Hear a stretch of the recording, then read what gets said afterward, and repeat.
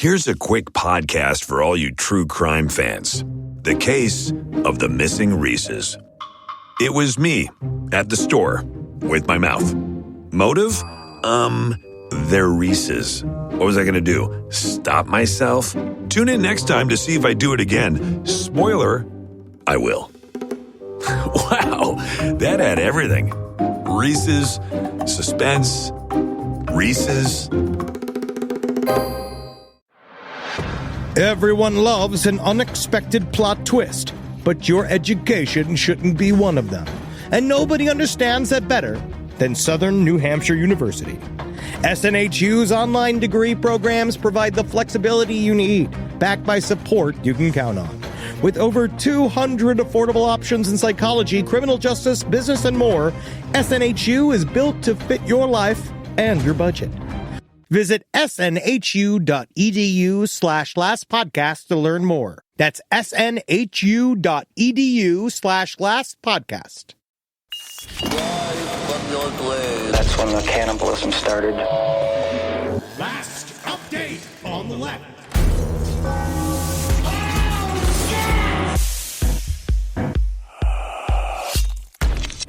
We're gonna get ready. We're gonna get a bit ready then. We're gonna get ready to. We getting ready to cut to call then. 14 years still hasn't improved. What do you mean?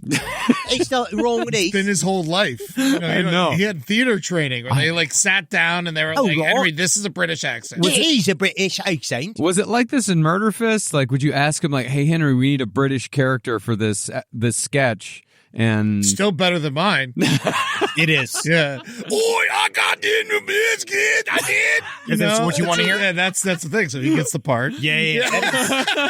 Legitimately just a British man with a head injury and IBS. welcome to the last update on the left, ladies and gentlemen. the name of it. Last update on the left. I changed it. I put a different word in there. It's not like we haven't done that before with two other things. Hey, it is an extremely original name Uh-huh. for a brand new show. Yeah. Yeah. It's not last comic book on the left. It's No. not last stream on the left. It isn't. It's not Or last book on the podcast left. on the left or last book on the left. Yes, or maybe, hopefully, one day, last TV show on the left. Yeah, or last pornography on the left. Oh, Have we- finally. Have we made that? Have we made that? Not publicly. Well, you guys, we all got, I can't tape me having sex. I mean, I do truly one day, I'd somewhat pray for the porno parody. You remember the Transmetropolitan porno parody? Yes. I somewhat... This ain't last podcast on the left. Triple X would be. Can someone do it? I bet it exists. And someone's private collection. Yeah. Just between him and two other very questionable men. Ed, have you ever been privy to any of the slash fic, the last podcast slash fic No. people have written? I'll send you some. It's disgusting. Yeah. Not good. Okay. Yeah. All right. Yeah. I'll read it just for fun. Do you want to read a detailed description of Henry and I making love? And like romantic love? Yeah, making love, not fucking, or it's nothing. I wish it was dirty. It's really weird. Like, I don't, but I do. Yeah, sure. I'll send you some in an email. Now, this is not the only haunting thing we're going to talk about today. No. We are coming back to a subject. When did we cover the Enfield Poltergeist back in the day? I think it's 2016 or 2016. I know I was in L.A. I know I was already in L.A. Yeah. And we've decided to revisit this topic for a new series because a series came out for Apple Plus. I believe it's just called the Enfield Poltergeist. Yeah. Right? It doesn't have any Sir titles. It's not like Enfield Poltergeist when Raglong goes viral. Also, thank you. Big shout out to the Loserville animation guys that animated a bit, the Raglong bit from the original Enfield Poltergeist series, in which I portrayed the mother of the family as a woman with crooked back and broken ankles and a big bucket filled with dirty wash water, and that's mostly what she did. She said, I'll wash and grind every day. I'll get up and make a bane. I'll make a bane for my daughter. And then, but then when you watch the documentary, you realize she did sound quite a bit like that. Yeah. She was very close to that. So Loserville Animation, our exhibition of this woman's behavior was actually quite accurate. Yeah, it's quite accurate. I like you saying that with a straight face and you're staring at me like I had told you that it wasn't quite accurate.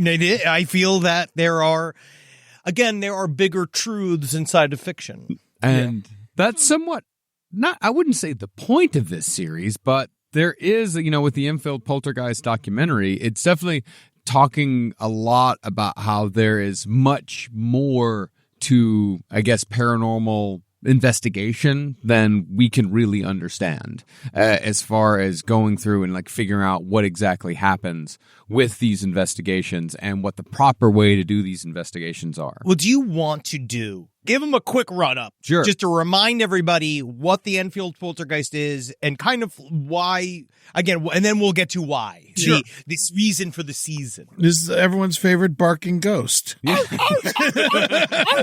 I thought it was Oliver, Angie Harmon's dog. Really sad story we covered this week. Well, the Enfield Poltergeist case was in 1977 in Enfield, which is, I think, a suburb of London. It's a part of London, in which this family, a mother and her 2 daughters and their son briefly, but mostly centered around a mother The Hodgson and her 2 family. daughters. Yeah, the Hodgkin family. The Hodgson family, we moved into 284 Green Street. Yeah, 284 Green Street. And it's like your classic poltergeist haunting where it starts very slow with furniture moving around and then shit starts flying around the room. With credible witnesses. A cop saw a chair fly, you know, so it's in Menarche's everywhere. Yeah, there's Menarche hasn't started yet. It hasn't? No. Menarche's the first period a woman gives out. Yeah, it did not start with the Menarche. The Menarche came about halfway through, actually. Cool. Yeah, but rock and roll. Bill, is that you? Yeah, let me see the temping. Oh, I wish I was your temping. But as the haunting went on, the mother called up the Daily Mirror, one of the newspapers, one of the tabloids in London, in England, and asked, like, hey, do you guys know anybody that might know something about this? Yeah. Of course, the Daily Mirror did not help them. Instead, sent out a reporter to talk about the case, to talk to the family about the case. And one of the big things before they came was that a lot of Lego pieces and toys and marbles and shit were flying around. Yeah. And when the reporter was there, apparently they were hit with a Lego piece. Yes. And it could have only come from the other reporter. So either the other reporter was throwing a Lego piece and fucking with this guy, or something paranormal had happened. It really, this is one of the, now with the documentary, this new documentary that has been released, like we are seeing something like 200 hours. Over 200 Yeah. Of recorded activity. Now, this came from so after the reporters came and did this story, which I do find really interesting because even the reporters in the documentary talk about how freaked out they were when they arrived. At first, like they thought it was a bullshit assignment. Yeah. And then when they got there, they were like, oh, this is kind of crazy. Things are flying around here. The word that keeps getting used is tension. They said they walk into this house and it feels tense and it feels crazy. The energy feels crazy in there. They keep talking about like that. And that got the attention of a paranormal investigator, brand new on the scene, by the name of Maurice Grosse. Yeah. Now, Maurice Grosse is, I actually now, with the redo of the documentary, I love him. he's a hero Yeah. of paranormal research. He was a skeptic. He was interested. He was not a skeptic. He was not a skeptic. Okay. His daughter died. So his daughter, Janet Grosse, died in, I believe, it was a car accident. Motorcycle accident. And it was like a year before this case. It's like 1976. yes. Okay. And so his daughter, when she died, it was like, obviously very tragic for him. But then there was an unopened birthday card that his daughter I'd sent. It wasn't to him. I believe it was to her brother. Her brother, yeah. And it's in it. It's like when she died, her body, when they found it, she had 2 giant black eyes because her face had hit the pavement. It was like a part of like the head injury that killed her. Okay. But on the birthday card that she had sent to her or a family member that was unopened, on the front had a person in a hospital gown with bandages around their head and 2 black eyes that had read, I was going to send you a bottle of toilet water, but the lid fell on my head. Happy birthday. But it was this super strange coincidence, and it made Maurice Grosse he was like, maybe there's something more to life. Right? Well, it wasn't just that. I mean, it was also the fact that, when they went and saw her in the hospital. She had 2 black eyes. She had the bandages on her head. Yeah. And then she had written like a little postscript. She had pointed in the birthday card. She put an arrow towards the word head and wrote, "And soon there won't be much of that left either." Wow. And there were and that wasn't just the only coincidence, or not a coincidence, synchronicity. Do you think That the was the only motorcycle one. accident could have been suicide? No. No. She was a very happy, like, loving, she was a very up and up girl. Okay. And the other one was like, there was a huge drought that year. It didn't rain all summer, but like right after she died, the roof above her room was completely wet, although nothing else was wet. There was, the fact that at the time that she had the motorcycle accident, it was like 4:20 p.m.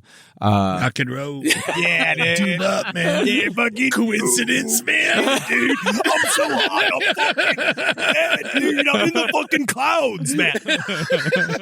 But her mother felt like so sick at the beach. She felt so sick that Maurice almost called an ambulance, and a clock at their home that had always worked perfectly stopped at 4:20 p.m. And Always 420 somewhere, man. but that got Maurice very, like, he needed to know at that point. He's like, I need to know if there's something going on here, like because he was a very curious man. He was an inventor. He was a businessman.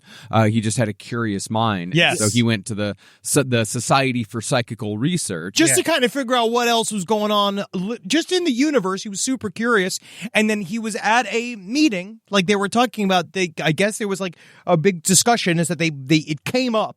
This story, the Enfield case. Yeah, the Enfield came up at a meeting. He was like probably his first or second meeting at the psychical research meetup group or whatever. Yeah. And they were like, we got this crazy case. Does someone want to cover it? And he was like, I'll fucking go do it. And then this guy is a baller. We've covered him. He's fucking, looks great. Big mustache. Like, Big mustache. Looks great. He's got Waxes the that fucking wax. fucker up. Exactly what you'd want him to look like. Cherry red sports car, which they always kind of said was like a pop of color because they wasn't in like it's all brown. Yeah, it looks like he's about to find the jewel of the Nile. The next time, 'cause you discover so much of the UK is when you're driving between major cities is just brown. It's brown bricks mixed with weird bogs. Mixed with like an old lady going, mind the sausage then, mind it, it's drying, don't put your feet on it. You know what I mean? It's a lot of that. No wonder they wanted to conquer the entire world just to get the fuck out of there. Oh, here is the nicest time of year. We go down to Africa.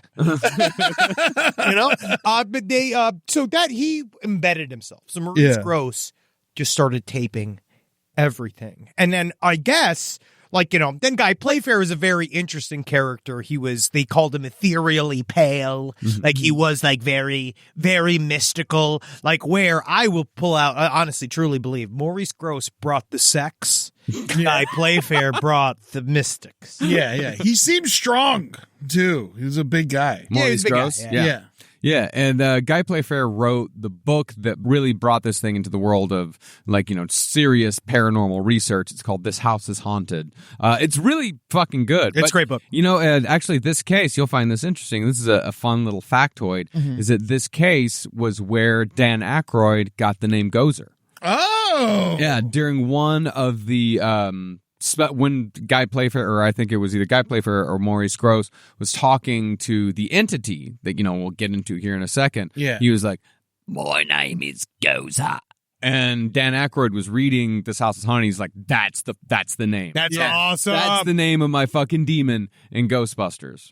Now, the demon had a lot of names, though, right? Yeah, because, as Maurice Gross started... And the haunting developed. The haunting developed over time. It just kept getting worse and worse and worse. And more people just kept coming in and out of the house. A lot of Brazilian psychics. Yeah. Well, Guy Playfair... Two Brazilian psychics. A pair of Brazilian psychics. I suppose it's because Guy Playfair, he wrote a book. I think it was called The Flying Cow. Yeah, it's called The Flying Cow. That was all about how Brazil is the most psychic country. Yeah. He loved Brazil. He really did. Hey, man, I think he's just like, what's a good British word for beautiful butt? Some of the women around here crazy psychic. Look at a can. Heine, maybe? No, that's a little too. Heine? Oh, nice Heine there. Well, yeah, they had like ventriloquists come in and magicians come in. They were really trying to figure out if Janet was lying or not. Yeah, they really were. But they were also bringing in other psychical researchers. Okay. And the main thing was that Bill. So now they believed that there was a connection to this man by the name of William Bill Wilkinson. That was a guy who died of a coronary thrombosis at 284 Green Street.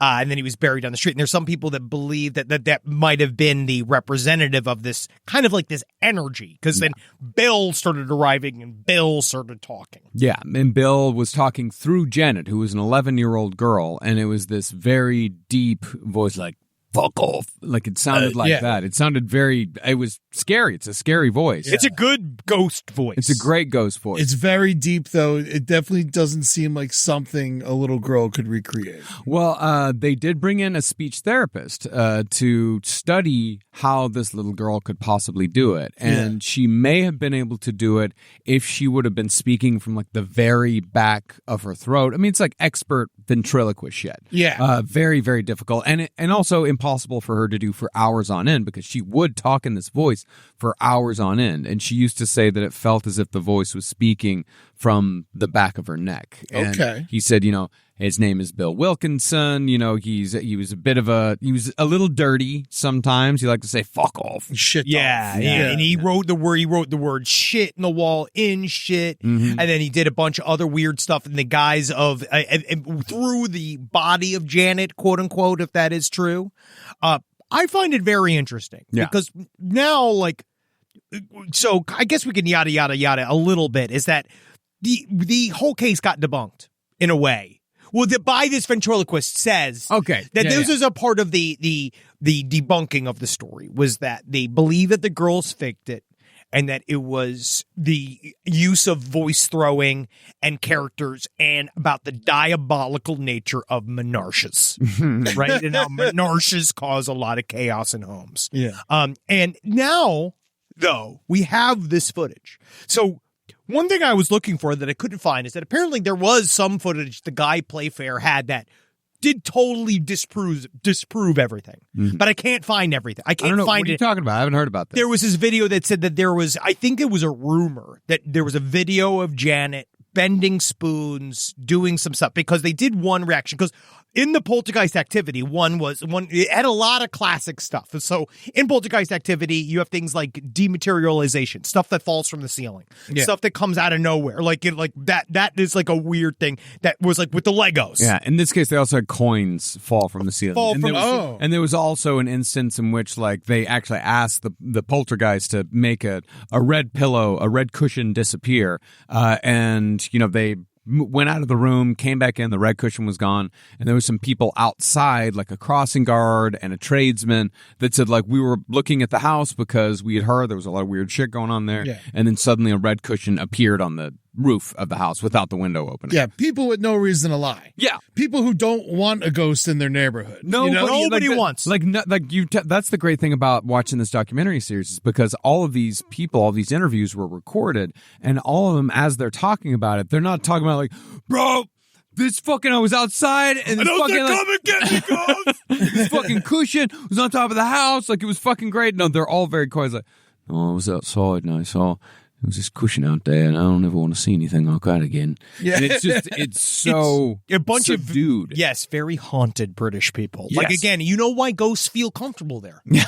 By the British people that were in this documentary. But the guy, the ventriloquist who supposedly debunked it, like that was this guy. He was a famous television ventriloquist, and the Daily Mirror had sent him out there to get another story. Like basically, this Enfield Poltergeist thing has gone on long enough. Let's put an end to it. Let's get one big story where we say this thing is over. Because now the BBC had sent somebody at this time who had said that she believed that BBC reporter is straight up says that a chair flew across the room without the child getting out of bed. They're all watching it. You hear them talking. You hear her be frightened in the documentary. Yeah. When the BBC reporter does the thing of being like, I don't know if you can hear my hand shaking the microphone right now. It's like, it's great. It's really creepy. Yeah. But Daily Mirror, they're not really credible, right? No. It's a tabloid. Yeah. But they sent out this ventriloquist, this TV ventriloquist who just shows up like pulls up to this like council house in this poor neighborhood in a limousine. Yeah. And just like pops out like, ha ha! Everybody loves the man who doesn't talk, but he's also talking. Come on, I'm a lawyer professionally. And so he takes the two girls into the room, Margaret and Janet. Janet is the one who the entire activity is kind of centered around. She's 11 years old. Margaret's a little older. I can't remember exactly how old she is. I think 14, 15. Yeah. And he closes the doors and he talks to them for a while. Nobody knows what exactly was said in that room. And he comes out and he's like, okay, I talked to him. I'm getting out of here. And then the next day, the Daily Mirror runs a story in which this ventriloquist claims that the girls told him explicitly, yeah, it was us this whole time. And what if we was doing ventriloquist voice in the room, making them say the things to him? What is reality? I don't know, dude. Because technically, if he did make it look as if they were saying it, then he could say with truthfulness in his mind that maybe they said it. Do you pay to see Jeff Dunham, or do you pay to see the puppet? I'm a Terry Fader man, okay? But they brought the girl, like that same day, you know, a Guy Playfair and Maurice Gross, like, talked to the girls and like, hey, what the fuck? Like, what happened here? And in the documentary, they record this conversation and the girls are like, no, we didn't say that at all. Margaret especially, she was like, I didn't know what he was talking about. He was talking about a bunch of things that I didn't understand. He was probably talking about ventriloquism techniques and asking them about like what they knew. And she said, I was thinking about what I had to do in school the next day. And I was nodding off, literally nodding. Yeah. And he took that as them saying, yes, we did fake everything. Yeah, Yes. and it's like, and why would they say it to the stranger and nobody else? Yeah, why would they choose that moment The to fucking say, greaseball showing up in a goddamn limousine. yeah. You know, like, I mean, they'd seen him on TV. That probably impressed him a little bit. But why would they choose that moment out of all moments? Like when they know this man is here to debunk them, why choose that moment to just completely change their entire persona, their entire attitude? Like, because he said they were giggling. Yeah, we did it. Like, it was just a couple of girls, like, just casually confessing to a prank. It doesn't make any sense at all. I think the Enfield Poltergeist is because of now the footage that's been released. Like, it is extremely compelling about the concept of the psychic nature of the poltergeist mixed with what if something from the outside, like an outside intelligence, hijacks the latent psychic ability of a little girl. Yeah. Like, I do actually think that there's something along those lines when you watch this. So when they were experimenting, like, they did all these different experiments on Janet to try to figure out kind of more so, like, how is she involved? And one experiment they did was that they took a bunch of spoons, because there were obviously bent spoons in this scenario, another very common poltergeist technique. yeah. And Why do they hit spoons? I don't know, because, well, it's a whole thing. It's a whole thing. Yeah. It kind of, I honestly think it started with Uri Geller, who is way more of the most. That's my opinion. But I'm certain that bending spoons has been around for a long fucking time. But Uri Geller was the guy that like made it a common trope of people faking psychic activity by bending spoons. Quick side note on Uri Geller. At the end of the documentary, they show like kind of what Maurice Gross, like his paranormal life after Enfield, and it shows a video of him going to visit Uri Geller at his house. And Uri Geller had a Cadillac that was covered in 2,000 bent spoons. That's awesome, dude. That's fucking shit. You Man. fucking glued or welded 2,000. He's like, yes, and these are spoons. I bent many of these spoons. Many of these spoons. He's like, it made you smile, right? Yeah, it's a fun car. These are spoons. You should see my jacket. He can't go to the airport. But so they asked her. They went and they put out a bunch of spoons, and they put sensors on her head, and they asked her to bend the spoons. They said, "Hey, come bend these with spoons. her mind." With her mind." And they said, according to these tests, her, like, however they decide that your psychic energy is like fluxing, I forget, some kind of like beta wave, alpha wave, and they're like, she has very strong indications of when we see like this type of like, her brain is subconsciously trying to psychically bend the spoon. Well, she broke the machine. Yes, and she's trying to bend the spoon. It is happening. There is something happening. She is a sensitive, and we don't know if it's just because of that fucking crazy-ass menage and the stuff it brings with it, or if it's just you have this kind of weird latent psychic ability. And something happened in this house because it shows, when you were saying at the very top about what it reveals about haunting research and investigations, they are boring. The key for patience. Yes. Yeah, it's a lot of patience. The key for psychic research and any form of ghost hunting and stuff is patience. Is that you do have to see, and it is boring. Psychic activity is extremely subtle. There's a lot, obviously. We all want the thing. We all want the full-on librarian ghost from Ghostbusters. Yeah. We all want that. But that's just not how it really works. There was a documentary called The House in Between that I loved. That is a group of guys that were researching this. They were doing a full-on crazy, what they called, same thing, full embed investigation, where they are staying there for days and they have cameras all over the house. And it's an extremely boring documentary, except it has a piece of the most convincing ghost activity I have ever seen in a documentary. And it is boring. It is a ball sitting on a step, and you watch this ball jump off the step and go down the stairs. It is not fucking around. It jumps off the step. It makes no sense. And so that's ghost activity. It's embedding yourself in a psychic scenario. It's 50% happening outside of this room. It is something, there's more and more research showing about how consciousness is remote. Mm-hmm. It's piped in.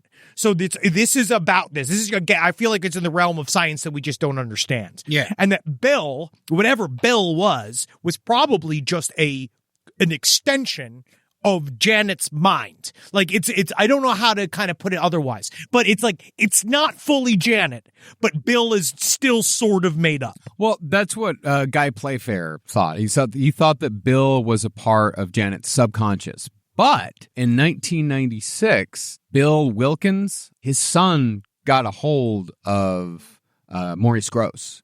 And Maurice Grosse went over to this guy's house and played him the tape of him saying, "My name's Bill Wilkins." And he's like, "That's my father." Like, because he said, "My name's Bill Wilkins. I died of a hemorrhage in a chair." Hemorrhage in a chair in the living room. Yeah. I died Seems weird that a ghost would know all that. Yeah, I don't know. That's how he died. But he said that he died of a hemorrhage in a chair downstairs. And this guy was like, "Yep, my father was named Bill Wilkins. He died of a hemorrhage in a chair at 284 Green Street. My mother had gone out to the store. She was gone 10 minutes. She came back, and he was dead." And then they showed the fucking death certificate that showed 284 Green Street, cause of death. A man named Bill Wilkins did die in that house. She had no idea. Yeah, she had no idea. How would she? But is there a chance like a neighbor told her or something? She was like a little girl. Were they still getting his mail? It's like a non, that actually, I mean, that's a good question. But he died in 15 or 13. He died in 63. I think. Oh, So that's far enough away. It's far. Yeah, it was far enough away. And She also, wasn't he's just even an old alive man. yet. 14 years later. There was nothing nefarious about him necessarily. No, not really. And the other cool thing about it is that one of the big poltergeist activities that they had in the house was like consistently like 3 knocks on the wall. And the son told Maurice Grosse that his father was an air raid warden during World War II. Because, air raid wardens, when, the Germans would come and start bombing. Blitzkrieg. No, that's just the Blitz. That was Africa. Yeah. Oh, okay. Yeah. And France. Oh, wow. Yeah, the Blitzkrieg, Lightning War. That's tanks and planes. Yeah, tanks and planes. This is just the Blitz, the London Blitz. Gotcha. So when, the Germans would come and bomb the fuck out of London, they'd turn on the air raid, and then the wardens would go outside and they'd tell everybody to get inside, get inside. They were the people that, saved lives. And both Bill Wilkins and his next-door neighbor, who he shared a wall with, were both air raid wardens. So when the air raids would go off, they wouldn't go over to the door and say, like, "Hey, let's go." They would knock on the wall 3 times. And that is literally exactly what the neighbors were reporting that they were hearing coming from inside of the house. Yeah, they were saying that other neighbors were hearing knocks on the walls onto their fucking side. 3 times. So the neighbors they shared a wall. It was like a townhouse. Yes, they it was shared a semi-attached or whatever the term is. But yeah, they just hear that same shit. And the cool thing about poltergeist knocks, Yes. Before you get to that, the cool thing about poltergeist knocks is the sound waves are actually different from regular knocks. In regular knocks, you get like the big pop on the sound wave right up top and it goes down. But in poltergeist knocks, if you look at the sound wave, the sound begins before the knock. So it's sort of the sound wave builds up and the knock happens and then it comes back down again. So it's you fucking high enough for that, dude? Hell yeah, man. You fucking know what that fucking means, then? It's fucking 4:20 on the clock. Yeah, No, but this is the kind of information you only get from an audio engineer. it's true.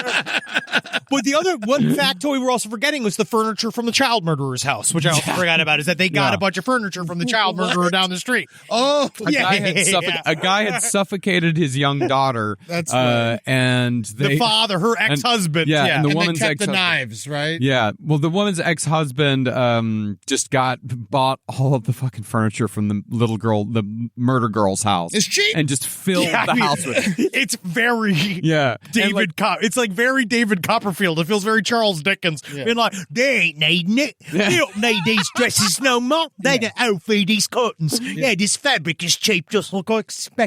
Yeah. Get all their spoons and fuck them up. Yeah, but Maurice Grosse, when he came into the house and they told him about this, he's like, I believe it would be in your best interest to get rid of this furniture immediately. And they did, but it wasn't. It didn't do anything. It didn't do anything. And more on the patience that it's required is that's ghosts and psychic activity require silence and space, and also because it's intimate. Only someone like Maurice Grosse and the way he embedded himself within the family can you really see the patterns. Yeah. And also, you know what's beautiful about the documentary is hearing the emotion that Maurice Grosse grew towards the Hodgson family and how much affection he had for the kids. And I'm not, not licky. Became a member of the family. He really did. And after the hauntings, after the poltergeist activity ended, he didn't stop. He'd go over there like once a month. He'd like bring the kids Maltesers. He'd bring the mom flowers, and he'd just be like, "Hey, so how's everything going? You guys doing all right?" No, he They'd became just catch up. He became a family friend. But a part of that is I think that's what it takes to experience what everybody else is experiencing. Because mom and daughter were sharing dreams. They were all kind of sharing phenomena, and it is in some way. I think that there is a concrete group psychology thing that is happening. I'm not saying mass hallucination, but I do believe that everybody syncs up in a way that you're all in this area. So you kind of all get on the same wavelength frequency, as David Icke would put it more adroitly. And that we all know how right he is. We all love his stuff. And then, but something like that where you got to get in there. You can't just show up. So it's like, but it is also, this case is also specifically interesting because of how many times people arrived and experienced something that weren't a member of the family. But that's the paradox of the way that Maurice Grosse did it, because what you're describing as being necessary in order to investigate these cases was the exact thing that skeptics would say is the reason why none of this is true. Well, it's because Maurice Grosse because he embeds himself in the family and he becomes too attached to it, because the skeptics, specifically this woman, Anita Gregory, who is like the biggest one. She's the one. The biggest opponent against this entire study. She's the one that said that there was the video saying that Janet, that I think that all this is conflating. I think that she conflated that with the whatever happened with the ventriloquist. The thing that makes me a skeptic about this is also what makes me believe it in a weird way, is that the fact that no one really would see it happen, like when his son came in and had to look at the wall while talking to Bill and stuff like that. Yes. And it would go in and as soon as Janet went in the room, she'd fly around and no one was in there and they couldn't open the door and stuff.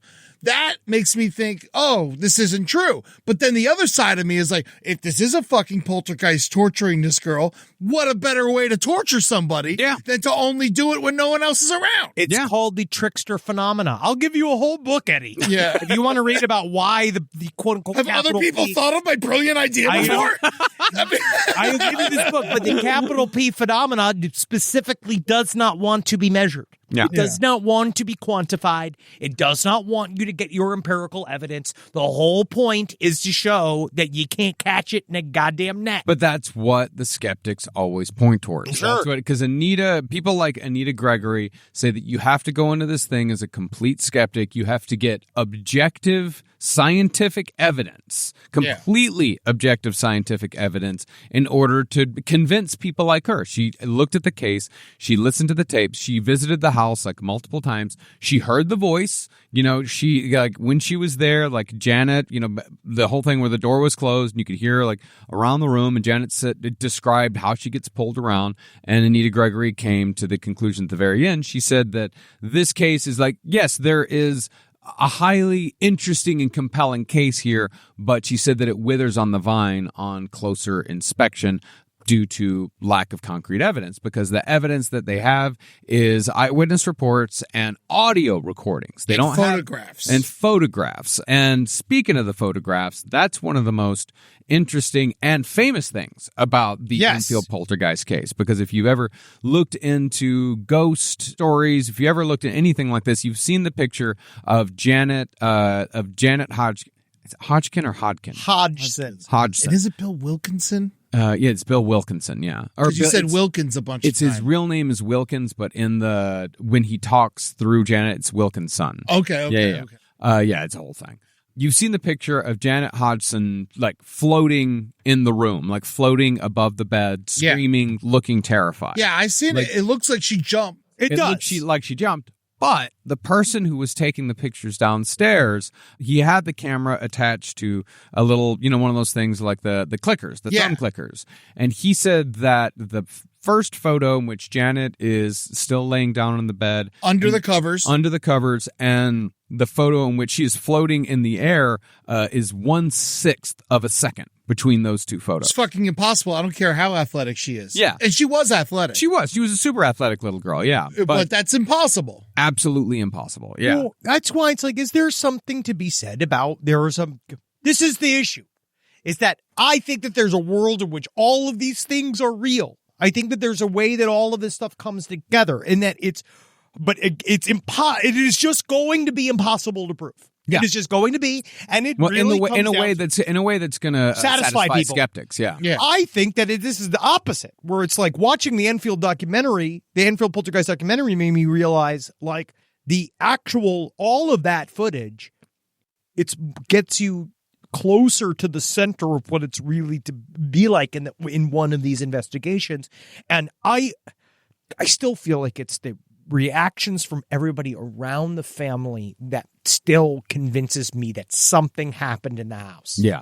Because they're all haunted. No one wants to talk about it to this day. And like, there's a lot of it. It's like, yes, they got attention for it. And this is always across the board. We hear this from everybody who talks about any either alien abduction or ghost haunting kind of stuff. Like this idea that they were going to get some big thing out of this monetarily.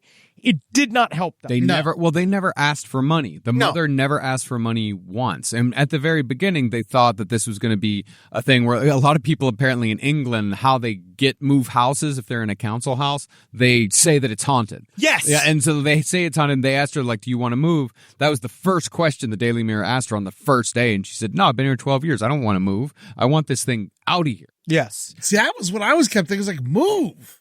Well, it's hard. They're broke as fuck. Yeah, they're broke as fuck. Extraordinarily broke. Yeah, and they're not. Yeah, they weren't going anywhere. I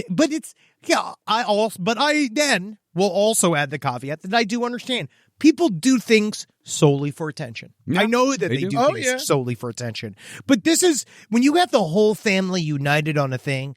I still feel like when you look at the footage of the little girls, they're just not that sophisticated. Yeah. I don't mean... It's not an insult. Not an insult. If you look at the mother, when she starts talking, like, I've seen some body cam footage that would mystify you because, like, old ladies, they firmly believe that they don't get arrested.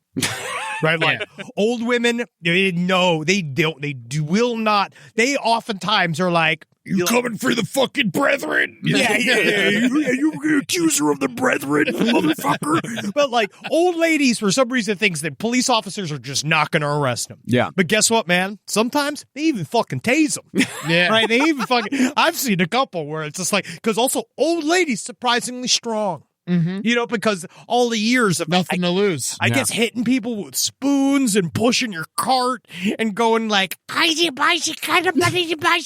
you know, making gnocchi, like making your hands strong or whatever. I don't know. No, it's true. You got to do a lot of stuff by yourself. But yeah, so I'm more physically afraid of the mother in this. Like, I know that she's physically capable of quite a bit, Yeah. but I don't think she's as cunning.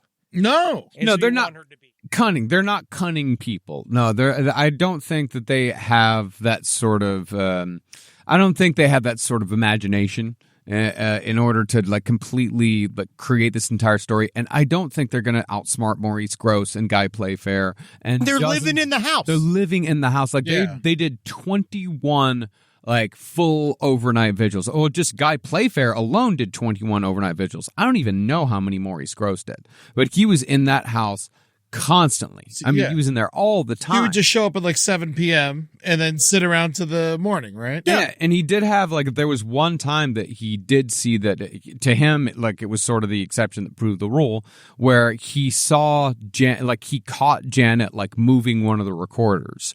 Like he did catch, but he was like the ease at which I caught her and how fast she confessed shows me that this is real. Because Yeah. she is not very good at it. Like Yeah. she tried to do it and she wasn't very good at it, and she's a terrible liar, you know? So But, you know, there's also no account for how deep the well of human desperation goes.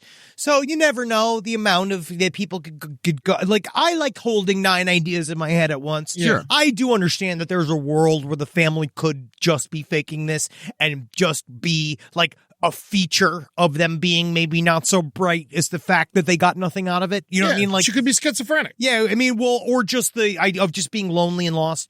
But when you watch that documentary, and then it's like we talked about with her, if you see clips of her now, Janet, now, she was fucked up. yeah, she is. This whole Because- thing, like fucked her up. well, she wasn't schizophrenic because they eventually took her out of the home. Yes. Once it got bad enough, and because she was having just horrible nights where she was convulsing, you know, she was just like in obvious like mental and emotional anguish. And Yeah. so they took her out of the home and they put her in a hospital where a neurologist like looked at her brain waves, you know, checked her for epilepsy, and they kept her under observation for 6 weeks. And they're like, this is a normal teenage girl. Yeah. There's nothing wrong with her. And when she was away from the house, like there was a recording of her talking to Maurice Grosse, and she's like, I feel so much better. She's like, I do not want to go back there. I got my own room. Yeah, exactly. That is exactly what she said. She's like, I've got my own room. You know, like the radio can keep. I don't want to go back to sharing a room. I want to stay. Like this is nice. I don't want to go back there. Things are terrible back there. And they said that she was a completely different girl away from the house. But once she came back, it started up again, and it continued for a little while until it just sort of tapered off. And she didn't really talk about, like, Janet did not talk about what happened to her very often throughout the years. She didn't give many interviews. She didn't do many documentaries. I think the longest one she did was in the DVD extras for The Conjuring 2, in which I think she was paid to say that the Warrens were there for longer than they actually were. Yeah, she must have been. Because Ed and Lorraine Warren, we talked about this in the episode, Ed and Lorraine Warren did show up, like, you know, you've seen The Conjuring 2, right? Yeah, it's been a while, though, so give me a refresher. It's the Enfield Poltergeist case. Okay, great. It is the Enfield Poltergeist case. Yes. And, like, they travel to England, and, you know, and it makes it seem like the Warrens were the ones that were a part of this thing the whole time. There is a Maurice Grosse character. There is a Guy Playfair character, but it's framed as, like, the Warrens saved this little girl. Oh, yeah, dude. You know. And have you ever seen The Real Warrens? We're going to be working on a series on the Warrens this year, and you can see that the main Warren, it's his... Ed Warren, Yeah. he looks like a Permani's sandwich come to life. Yeah. Like, he looks like a sandwich that has french fries on it, but that's a man. Yeah. And he is, but then he's played by Patrick Wilson. Yeah. Yeah. Yeah. And then for Vera Farmiga playing Lorraine Warren is one of the biggest pop culture crimes. Like that is a Stalin level whitewashing of history I've ever seen. Because she looks like she should be on a fucking pancake batter box. Yeah, Lorraine Warren, very pinch faced. But these people are grifters. And they showed up for a day. They were there for a day and they were asked to leave. You need to get out of here. Just getting in our way. Yeah, you're getting in our way. What do you mean you guys don't got football?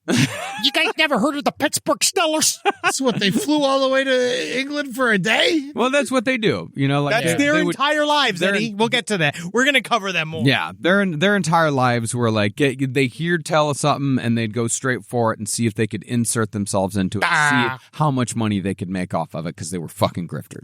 Lorraine, let's go down there. Let's go out to the UK and we'll go out there and we'll tell all of them about the ghosts and stuff like that. We'll do a prayer. We'll get all these guys all ready to go. We'll take it back. This is Trade River Stadium. I got so many questions about them, but I'm just gonna wait. We'll tell you all about them. But Janet, they bring her into this documentary series about 3/4 of the way through episode 3. Okay, and she is a haunted individual, she is still a haunted individual, and the way she talks about it is it sent chills down my spine. She said that you do not feel like you are entirely yourself. Oh, yes. And she was like, whatever myself is. She's like, you do not, when this is happening, you do not feel entirely yourself. There's something else in there with you. And she says, and this fucking killed me, she's in her, 60s now. She said, it's never left me. She says it's still there. It's never left. And so what? She just knows how to suppress it now? She just lives with it. She just deals with it. So Bill Wilkinson's followed her? Or is it the weird entity? Whatever it is. Whatever it is. It's like masquerading as the other side. Essentially, things masquerade as things from the other side using data that they have accumulated. Like, imagine if that is true, that there's another intelligence, they are using frames that exist in real life and then they're applying themselves to those frames. Mm-hmm. So that's what we always one of those dumb, funny things where you're like, in alien abductions and shit, you're like, there's a level where you believe you've been abducted by aliens so much, you do believe that it's real. But then the aliens will tell you a certain amount of things. And then if you're so deep in the world, you can eventually start asking the questions, but what if these aliens are lying to me? And so you can be this idea of so what if ghosts are real, but also they're not what you think they are? Yeah. That this Bill thing is a framework. It is a personality framework that was somehow something from the back of Janet's mind connected to some form of other, maybe, if we want to get super woo-woo, interdimensional thing, or just residual energy that it takes on a bunch of different sizes. Then you have the added fuel of the furniture from the child murderer's house that sort of amplifies that sort of nasty edge to the phenomena. And then you got a super fucking productive menarche and it's gushing and flowing and that's making you super psychic and shit. And then you got your rag woman mom. Yeah. She's just coming in every day being like, you got blimey yet? You got, let me check your fevers. You know what I mean? No, the mother did come in every day and would get angry with Janet. And also there was the fact that their father had left just a couple months before, and the father was also very abusive while he was in the home, and he was an absolute asshole. Bad energy. But as far as it being, this being something that she carried with her, it could very well, Personally, I believe that a lot of this stuff has to do with the collective unconsciousness, and it could be that something you could maybe look at it as say an infection, where this big ball of energy, like Henry was talking about, all of this stuff coming together, it infects Janet, and you could kind of look at this thing, if it's strong enough, as sort of a chronic illness that she has to deal with for the rest of her life. There's something in Janet's consciousness that has embedded itself there, some sort of infection that just will not leave, that she can no longer separate herself from that. I like the word infection. I think infection is a good way to put it, because I don't necessarily believe that it's a consciousness per se. It's more like the program of a consciousness, like where you have, like, if you look at the brain as a sort of like program, or if you look at like the mind as a sort of program, like that program has been installed into Janet's consciousness. Yeah, it's from remote. Like a computer virus. And now she just has to you can't uninstall it. And she just has to deal with it. And that the reason why she knew things about Bill Wilkinson, the reason why she knew how he died, the reason why, she knew like kind of his mannerisms, his ways of thinking, is because she had the Bill Wilkins program, the framework installed into her consciousness. So that's kind of how I look at this. I find it interesting. But this documentary series, again, not getting paid. Apple Plus has not reached out. And a lot of times they do actually don't like that we're mentioning it. But what's nice is that we're actually pro this documentary. This is a great This is I saw the first 2 episodes. I was like, I go into all these things as a total skeptic. Sure. And now I'm like 75% sure it happened. Yeah. Something happened in that house. I think the documentary is a really good example of an expansion of a paranormal investigation. I think that if you want to do an investigation, the stuff that, like, I've sang the praises of Hellier and the Newkirks for forever. But if they have a new case, it's all about like haunted objects, and you watch like what a real paranormal investigation is. It's not a long weekend. It's not you arriving as a big McGilla reporter and putting up, you're like, hanging out for 48 hours and being like, all right, whatever, and summing it up. You're looking at a phenomenon that is as old as consciousness, and it is a part of the human story. So it does sometimes, I think it takes the extra mile. Yeah. I think you got to be in it. And then maybe it does convince you more. But, then call me convinced. Yeah. In this documentary, the way they do it is they take Maurice Gross's actual tapes, the 200 hours of tapes, and they rebuilt the Poltergeist house exactly as it was completely. Cool. That was crazy. They built sets exactly as it was. And like Janet, at one point, she walks into the set and she's like, yeah, just like so fucking freaked out. Yeah. And what they do is they have actors lip sync along with Maurice Gross's Very tapes. impressive. It's extraordinarily It's very good. The way they put it together is so fucking. What about Drag Race? That's what Eddie said before. Yeah, man. They should be on Drag Race. Now it's time for you to lip sync for your life. But yeah, so jury's out, obviously. Technically, if you want to be a skeptic, there's plenty of weighted evidence for you to say that it's not real, of course. But I think that if you look at the material that is there, that is shown in this documentary, and you have an open mind, it might convince you otherwise. And that video, like, I think it might prove that she wasn't bending spoons, but it does not negate in any way whatsoever. So, like, the thousands of incidents that Maurice Gross recorded. Yeah, it's not just that. I feel like Janet herself, if she was out to make money off of this shit, would have become a ghost hunter. Yeah. No, she the way she put it is that she moved out of that house as soon as she said she moved out as soon as she possibly could and never looked back. And that has been our episode. Last update on the left. You are currently on the Sirius app. I believe that you will also be able to see us visually on the Sirius app. And won't that be incredible for you? Mm-hmm. So you go click that, or you've been doing it the whole time. Maybe. Maybe. I don't know. I don't fucking know. I don't know about that. But then go check all the other bullshit out. Go to lastpodcastontheLeft.com to go see us live on tour. We are going to various North American cities and also some Australian cities as well. Mm-hmm. Come and see us. It's on the website. You can check it out all there. Go to stupid ass TikTok for some reason at LP on the left. We went viral, which again, it didn't. I don't know what it did. Doesn't matter. Every time we go viral, I feel like we just get in trouble. Yeah.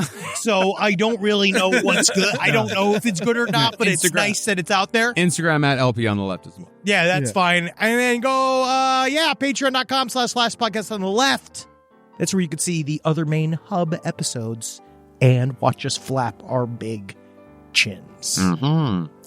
Thank y'all very much for listening. Hail Guignol. Hail Satan. Hail Maurice. Yeah. Bye, I miss Maurice. I miss Maurice. I wish he was my dad. I heard he lived a very nice life. He was even on Ollie G once. Oh, really? Yeah. That's cool. You got to meet. Wow. Yeah. That's nice. Good for him. Bye.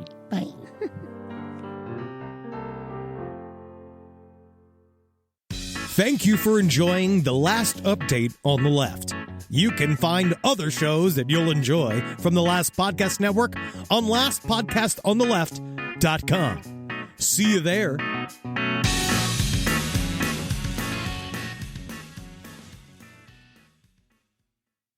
Finding ways to be financially savvy is a smart move, and knowing you could be saving money for the things you really want, like that dream home or new ride, is a great feeling.